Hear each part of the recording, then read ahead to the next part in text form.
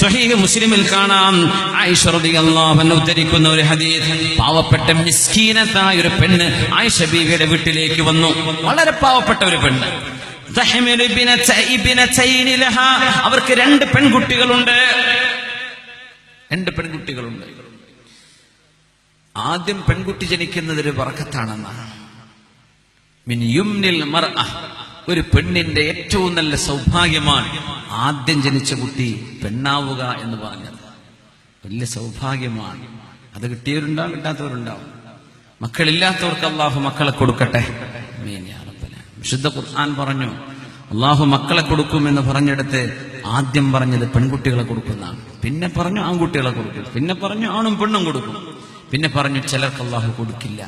ഇത് അള്ളാഹുവിന്റെ തീരുമാനമാണ് എന്ന് പറഞ്ഞു. യഹബു ലിമൻ യശാഉ ഇനാസാ. വാസിലത്ത് ബിനുൽ അസ്ഖഅ റളിയല്ലാഹു അൻഹു ആണ് പറഞ്ഞത്, മിൻ യുംനിൽ മർഅ അൻ തലിദൽ ബിൻത അവ്വല. ഒരു പെണ്ണ് ആദ്യം ഒരു പെൺകുട്ടിക്ക് ജന്മം കൊടുക്കുന്നത് ഒരു പെണ്ണിന്റെ സൗഭാഗ്യമാണ്. എന്തേ കാരണം? ഫഇന്നല്ലാഹ ബദഅ ബിഹാ, അല്ലാഹു മക്കളെ കൊടുക്കുമെന്ന് പറഞ്ഞത് ആദ്യം പെൺകുട്ടിയെ കൊടുക്കുമെന്നല്ലേ. അപ്പോൾ ആദ്യത്തെ പ്രസവത്തിൽ പെൺകുട്ടിയാണ്, രണ്ടാമത്തതും പെൺകുട്ടിയാണ്, മൂന്നാമത്തതും പെൺകുട്ടിയാണ്. എങ്കിൽ സ്വർഗത്തിന്റെ താക്കോൽ കൈ കിട്ടിയിട്ടുണ്ട്, പോയി തുറന്നാ മതി. സുബ്ഹാനല്ലാഹ്. അത് തൃപ്തിപ്പെടുകയും ആ മക്കളെ സ്നേഹത്തോടെ വളർത്തുകയും ചെയ്താൽ. പെണ്ണുങ്ങൾ എന്നെ ഫിത്ന ഉണ്ടാക്കുക. നിനക്ക് ആൺകുട്ടിയൊന്നും ഉണ്ടാവില്ലടി, നിനക്ക് എന്താ കുഴപ്പം? ചോദിക്കുന്നത് പെണ്ണാണ്, ചോദിക്കപ്പെടുന്നത് പെണ്ണാണ്, ജനിച്ചു കഴിഞ്ഞ കുട്ടിയും പെണ്ണാണ്. ഒരു വർഗസ്നേഹമില്ലാത്ത കൗമാണ് നമ്മുടെ പെണ്ണുങ്ങൾ. ചില സമയത്ത് തോന്നുന്നത് അവർക്ക് അവരെ തന്നെ വേണ്ട. പെണ്ണാണോ നമ്മളാ ചോദിക്കുന്നത്. ആര്? ഒരു പെണ്ണ്. ഇതും പെണ്ണാ ചോദിക്കുന്ന പെണ്ണ്, ഈ പെണ്ണെന്നല്ലേ എന്നങ്ങോട്ട് ചോദിച്ചാൽ മതി. ഇനി മറുപടി ആയിട്ട്. സുബ്ഹാനല്ലാഹ്. 3 പെൺമക്കളെ അല്ലാഹു ആർക്കെങ്കിലും നൽകുകയും ഫഅജ്ജബഹുന്ന, അവർക്ക് അച്ചടക്കം കൊടുത്ത് പഠിപ്പിക്കുകയും ചെയ്താൽ കുന്ന ലഹു സിത്റൻ മിനന്നാർ, നരകത്തിൽ നിന്ന് അവർ കാവലാണെന്ന് മുത്തുനബി സ്വല്ലല്ലാഹു അലൈഹി വസല്ലം. ഒരാൾ ചോദിച്ചു, നബിയെ 2 കുട്ടിയാണെങ്കിലോ? 2 പെൺകുട്ടിയാണ്. 2ആണെങ്കിലും സ്വഹാബി പറഞ്ഞു, 1ആണോ എന്ന് ചോദിച്ചാൽ നബി തങ്ങൾ 1ആണെങ്കിലും എന്ന് പറയുമെന്ന് ഞങ്ങൾക്ക് തോന്നി, ഞങ്ങൾ ചോദിച്ചില്ലായിരുന്നു. പെൺകുട്ടികൾ എന്ന് പറയുന്നത് ഹസനാത്തുൻ, നന്മകളാണ്. തുസാബൂന അലൈഹ, നന്മകൾക്ക് അല്ലാഹു കൂലി തരും. പെൺകുട്ടികൾ ഉമ്മയെ വാപ്പയെ സ്നേഹിക്കുന്ന പോലെ ആൺകുട്ടികൾക്ക് സ്നേഹിക്കാൻ കഴിയില്ല. ഓരോ ആ സ്നേഹമൊക്കെ ക്യാമ്പസിൽ കൊടുത്തു പോരും വേറെ ഏതോ പെണ്ണിന്. ഉമ്മനെ വാപ്പാനെ അവർക്ക് സ്നേഹിക്കാൻ കഴിയില്ല. പെൺകുട്ടികൾ ഉമ്മയെ വാപ്പയെ നോക്കുന്ന പോലെ. അൻഖാ ഖുലൂബ, ഖൽബ് വളരെ ശുദ്ധമായിരിക്കുന്ന. എല്ലാറ്റിനും കുറച്ച് എക്സെപ്ഷൻസ് ഉണ്ടാവും, അത് വേറെ വിഷയം.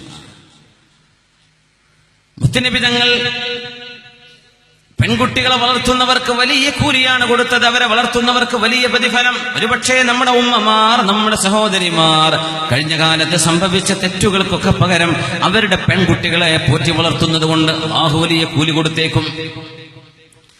പെൺകുട്ടികൾ എന്നത് നന്മയാണ്, നന്മക്ക് കൂലിയുണ്ട്. അങ്ങനെ ശറഅ് പറയാം. ആൺകുട്ടികൾ എന്ന് പറയുന്നത് നിഅമത്തുൻ, അനുഗ്രഹമാണ്. തുസ്അലൂന അൻഹാ, ആ അനുഗ്രഹത്തെ കുറിച്ച് അല്ലാഹു ചോദിക്കും. എത്ര ആൺമക്കൾ ഉണ്ടായിട്ട് എത്ര പേർക്ക് നീ ദീൻ പഠിപ്പിച്ചിട്ടുണ്ട്? എല്ലാരും ബിസിനസ്മാനാർക്കി, എല്ലാരും BBA-യും MBA ഒക്കെ കഴിഞ്ഞു. ആർക്കെങ്കിലും ഹിഫ്ദ് കൊടുത്തോ? ആരെങ്കിലും ഒരു കുട്ടിയെ ഹാലിമാക്കിയോ നീ? അല്ലാഹു ചോദിക്കും. അല്ലാഹു ചോദിക്കും. 2ഉം കൂടെ കൊടുത്തോ? ദീൻ പഠിപ്പിച്ചോ? ചോദിക്കും. നിഅമത്തുൻ തുസാബ്, നിഅമത്തുൻ തുസ്അലൂന അൻഹാ, ആൺകുട്ടികൾ നിഅമത്താണ്. നിഅമത്തിനെ പറ്റി അല്ലാഹു പറഞ്ഞത് എന്താണ്? സുമ്മ ലതുസ്അലുന്ന യൗമഇദിൻ അനിൻ നഈം, നിഅമത്തിനെ കുറിച്ച് നാളെ ചോദ്യമുണ്ട്. പെൺകുട്ടികൾ എന്നത് നന്മയാണ്, ഹസനത്തുകളാണ്. തുസാബൂന അലൈഹ, അതിന് കൂലിയാണ്. ചോദ്യമല്ല, കൂലിയാണ്. പെൺകുട്ടിയെ വളർത്തിയില്ലേ? അൽഹംദുലില്ലാഹ്. അവൾക്ക് നല്ല വിദ്യാഭ്യാസം കൊടുത്തില്ലേ? അച്ചടക്കം കൊടുത്തില്ലേ? കൂലി കൊണ്ടുപോയിക്കോ എന്ന് പറയും. ആയിഷ ബീവി പറയാണ്, 2 പെൺകുട്ടികളെ കയ്യിൽ താങ്ങിപ്പിടിച്ച് ഒരു ഉമ്മ എന്റെ വീട്ടിലേക്ക് വന്നു. ആ ഉമ്മ മിസ്കീനത്തായ പെണ്ണായിരുന്നു. സ്വഹീഹ് മുസ്ലിമിൽ ഈ ഹദീസുണ്ട്. യാ ഉമ്മൽ മുഅ്മിനീൻ, മുഅ്മിനീങ്ങളുടെ മാതാവായവരെ. ആയിഷ ബീവിയെ വിളിക്കാം. മാ ദഖല ബുതൂനനാ തുആമുൻ മുൻദു 3 അയ്യാം. 3 ദിവസമായിട്ട് എന്റെയോ എന്റെ 2 പെൺകുട്ടികളുടെയോ വയറ്റിലേക്ക് ഒരു ഭക്ഷണവും കടന്നിട്ടില്ല. ഭക്ഷണം വേണം. ആയിഷ റളിയല്ലാഹു അൻഹ പറയാണ്, ഫബഹ്തു ഫീ ബൈത്തിൻ നബിയ്യ, ഞാൻ അവിടെ ഇങ്ങനെ തപ്പി നോക്കുമ്പോ വീട്ടിൽ ഫലം അജിദ് ഇല്ലാ 3 തമറാത്തിൻ, 3 കാരക്കയല്ലാതെ മറ്റൊന്നും എനിക്ക് തപ്പിയിട്ട് കിട്ടിയില്ല വീട്ടിൽ നിന്ന്. എന്താണ് ആ വീട് എന്ന് ആലോചിച്ച് നോക്കി. ഒരാൾ വന്ന് ചോദിക്കുക വല്ലതുണ്ടോ, പൈസ കെട്ടുണ്ടോന്നല്ലേ ചോദിക്കണത്, ഭക്ഷണം ഉണ്ടോ? ഭക്ഷണം ഇല്ലെങ്കിൽ 1 ദീനാറോ 1 ദിർഹമോ കൊടുത്താൽ അവര് മതിവരോടെ സന്തോഷിക്കും. ഒന്നും കൊടുക്കാനില്ല. 3 കാരക്ക കിട്ടി. എന്ന് പറയും മക്കയിൽ കാരക്ക ഉണ്ടാണ് നാടല്ലേ മദീന, അതിനും പഞ്ഞമാണ് അവിടെ. 3 കാരക്ക, ഒരു പേക്ക് കിട്ടി, 3 കിലോ കിട്ടിയെന്നല്ലേ പറഞ്ഞു. 3 കാരക്ക, അത്രേ അതേ കിട്ടിയുള്ളൂ. എന്താണ് ആ ജീവിതമൊക്കെ? സുബ്ഹാനല്ലാഹ്, നമുക്കൊക്കെ ചിന്തിക്കാൻ പറ്റുമോ? ഇതൊക്കെ നമുക്ക് പറയാൻ കഴിയുന്നുണ്ടോ? സുബ്ഹാനല്ലാഹ്. ആഡംബരവും ആഡംബരത്തിന് മേൽ ആഡംബരവുമുള്ള കാലമാണിത്.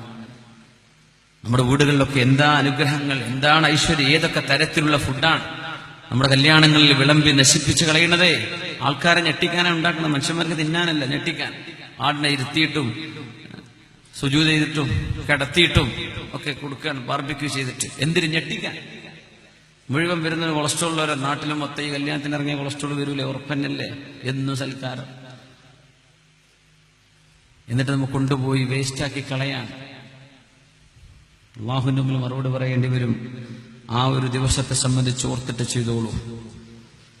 ആയിഷ ബീബി റളിയല്ലാഹു അൻഹ പറയുന്നു, 3 കാരക്ക കിട്ടിയപ്പോൾ എനിക്ക് സന്തോഷമായി. എന്റെ ഉമ്മയും 2 കുട്ടികളുമാണുള്ളത്, അവർക്ക് കൊടുക്കാലോ.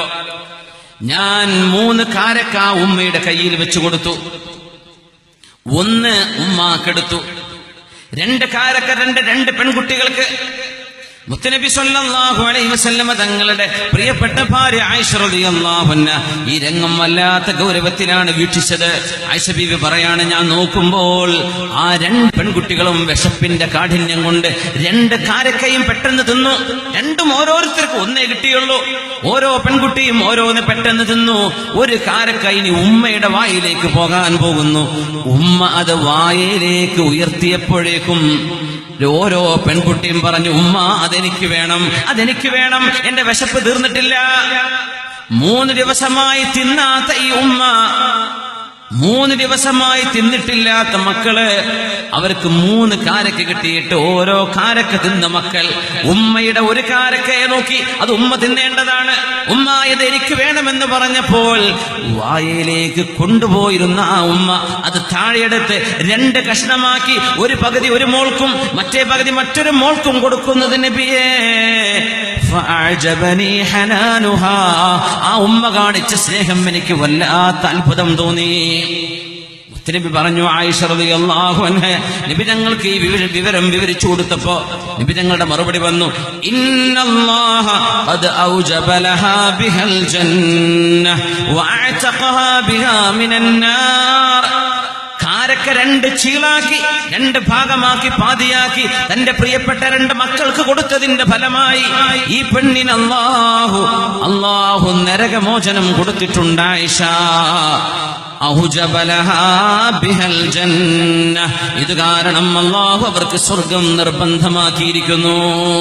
സഹോദരന്മാരെ, ഭാര്യമാരുള്ളവർ, കല്യാണം കഴിഞ്ഞവർ, കുഞ്ഞിന് അസുഖമാകുമ്പോ, കുഞ്ഞിന് പനി പിടിക്കുമ്പോ, കുഞ്ഞിന് ഉറങ്ങാൻ പറ്റാതെ വരുമ്പോ, തിരിഞ്ഞും മറിഞ്ഞും നിങ്ങൾക്ക് കുഞ്ഞിന്റെ കരച്ചിൽ കേട്ട് ഉറങ്ങാൻ കഴിയാതെ വരുമ്പോ തൊട്ടടുത്ത റൂമിലേക്കോ ലോബിയിലേക്കോ കൊറിഡോറിലേക്കോ പോയിട്ട്, അല്ലെങ്കിൽ വേറെ ബെഡ്റൂം നോക്കി പോയിട്ട്, ഞാൻ സ്വസ്ഥമായി ഉറങ്ങട്ടെ, നീ കുഞ്ഞിനെ നോക്കിക്കോ എന്ന് പറഞ്ഞ് ഉമ്മയെയും കുഞ്ഞിനെയും ഒരു മുറിയിലാക്കി പോകുമ്പോ, ചെറുപ്പക്കാരാ, നീ ആലോചിക്കുന്നുണ്ടോ, സ്വർഗത്തിലേക്ക് പോകാൻ കാരണമാകുന്ന ഒരു വാത്സല്യമാണ് നിന്റെ ഭാര്യ നിന്റെ കുഞ്ഞിനോട് കാണിക്കുന്നത്. ആ ഭാഗ്യം നിനക്ക് കിട്ടിയില്ലല്ലോ.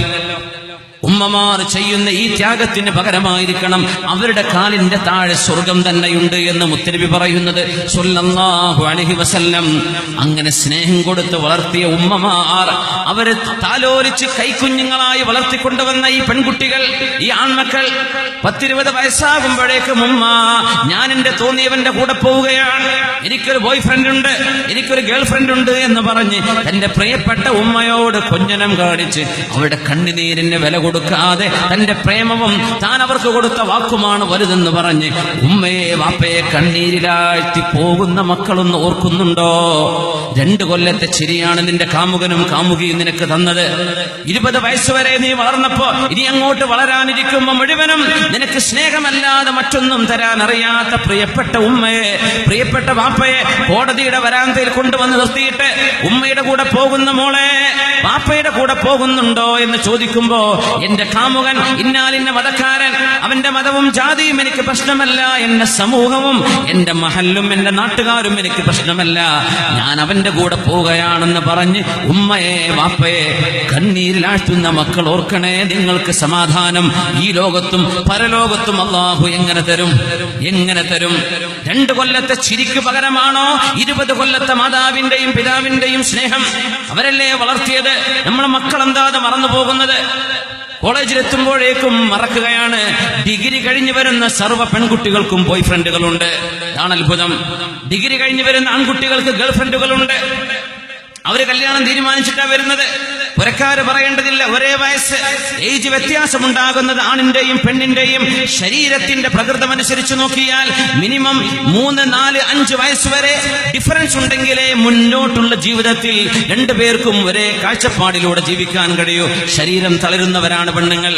അവൻ പറയും എന്റെ ക്ലാസ്മേറ്റ് ആണ് അവള്, എനിക്ക് അവള് തന്നെ മതി. അവള് പറയും എന്റെ ക്ലാസ്മേറ്റ് ആണ് ഇവൻ. 2 പേർക്കും വയസ്സ് 22. മോനെ ഇത് പറ്റില്ല മോനെ, നമുക്ക് നിന്റെ ജീവിതം മുന്നോട്ട് കൊണ്ടുപോകണം. അവളുടെ ദീൻ, അവളുടെ വീട്ടുകാർ, അവളുടെ സംസ്കാരം ഇതൊക്കെ നോക്കണം മോനെ എന്ന് പറയുമ്പോ ഒരു കൗൺസിലർ പറയുന്നതും കേൾക്കാതെ, ഒരു ഉസ്താദ് പറയുന്നതും കേൾക്കാതെ, ആര് പറഞ്ഞതും ചെവിക്കൊള്ളില്ല. കടുത്ത അന്ധത, ടോട്ടൽ ബ്ലൈൻഡ്നെസ്. എന്നിട്ട് സ്വന്തം മാതാപിതാക്കളെ കണ്ണീരിലാഴ്ത്തുന്നവർ, സ്വന്തം മക്കൾ തങ്ങളുടെ ഇഷ്ടത്തിനൊത്ത് പോകേണ്ടതിന് പകരം അള്ളാഹുവിന്റെ ഇഷ്ടമാണ് ഈ ഉമ്മയും വാപ്പയും പറഞ്ഞത്, അത് കാറ്റിൽ പറത്തി നടത്തുമ്പോ എന്തൊരു വേദനയാണ് ആ ഉമ്മാക്കുണ്ടാവുക, എന്തൊരു വേദനയാണ് ആ വാപ്പ അനുഭവിക്കുന്നത്. മോളെ, നീയും കല്യാണം കഴിക്കും അല്ലേ? നീ നിന്റെ കാമുകന്റെ കൂടെ പോവാൻ ഒരുങ്ങിയിരിക്കുകയാണ്. നിനക്ക് ഇന്നല്ലെങ്കിൽ നാളെ 1 കൊല്ലം, 2 കൊല്ലം, 3 കൊല്ലം, 5 കൊല്ലം കഴിഞ്ഞാൽ നിനക്കും മക്കൾ ജനിക്കും. ആ കുഞ്ഞ് നിന്നോട് ഇപ്പണി കാണിക്കുമ്പോൾ നിനക്ക് ഓർമ്മ വരും, ഒരു 10-15 കൊല്ലം മുമ്പ് ഞാൻ എന്റെ വാപ്പയോട് ചെയ്തതിന്റെ പ്രതികാരമാണ് ഞാൻ അനുഭവിക്കുന്നത്. അപ്പോഴേക്കും സമയം കഴിഞ്ഞിട്ടുണ്ടാകും. മക്കളെ ആലോചിച്ചോളൂ. ജീവിതം കുട്ടിക്കളിയല്ല. കല്യാണം എന്നത് അഡ്വഞ്ചറായി ചെയ്യേണ്ട. കല്യാണം എന്നത് സുന്നത്താണ്, ഹബീബിന്റെ സുന്നത്താണ്. ഹബീബിന്റെ സുന്നത്തല്ലേ അത്? ഇബാദത്തല്ലേ അത്? അതിനൊക്കെ പവിത്രതയില്ലേ? അതിന് വേണ്ടതും വേണ്ടാത്തതുമില്ലേ? ഇത് മനസ്സിലാക്കി ചെയ്ത് ജീവിതം സുരക്ഷിതമാക്കേണ്ടതിന് പകരം പൈശാചികമായ ടെംപ്റ്റേഷനിൽ പെട്ടുപോകല്ലേ നമ്മുടെ മക്കൾ. അല്ലാഹു നമ്മുടെ മക്കൾക്ക് സൽബോധം തരട്ടെ. അല്ലാഹു സൽബോധം തരട്ടെ. ഇന്നല്ലാഹ ഖദ് ഔജബ ലഹാ ബിഹൽ ജന്ന. ആ 2 ഈത്തപ്പഴത്തിന്റെ 2 ചീളുകൾ ആ മക്കൾക്ക് കൊടുത്തതിന്റെ പേരിൽ ഉമ്മ തിന്നാതെ മക്കൾ പട്ടിണി കിടക്കണ്ട എന്ന് വിചാരിച്ചും ഉമ്മ ഭക്ഷണം കഴിക്കാതെ 4ാമത്തെ ഒരു ദിവസത്തിലേക്ക് പട്ടിണിയിലേക്ക് പോയ ആ ഉമ്മാക്ക് അല്ലാഹു സ്വർഗം കൊടുത്തു എന്ന് മുത്തുനബി പറഞ്ഞത് ആയിഷത്തു സിദ്ദീഖ റളിയല്ലാഹു അൻഹയോടാണ്. സല്ലു അലൻ നബി മുഹമ്മദിൻ വആലി. اللهم صل على سيدنا محمد وعلى آل سيدنا محمد وبارك وسلم عليه. اللهم صل على سيدنا محمد وعلى آل سيدنا محمد وبارك وسلم عليه. ഒരുപാട് സ്വലാത്ത് നമ്മുടെ ഹബീബിന്റെ ഹളറത്തിലേക്ക് എത്തും. അള്ളാഹു എത്തിച്ചു കൊടുക്കട്ടെ. അവിടുത്തെ അള്ളാഹു സന്തോഷിപ്പിക്കട്ടെ.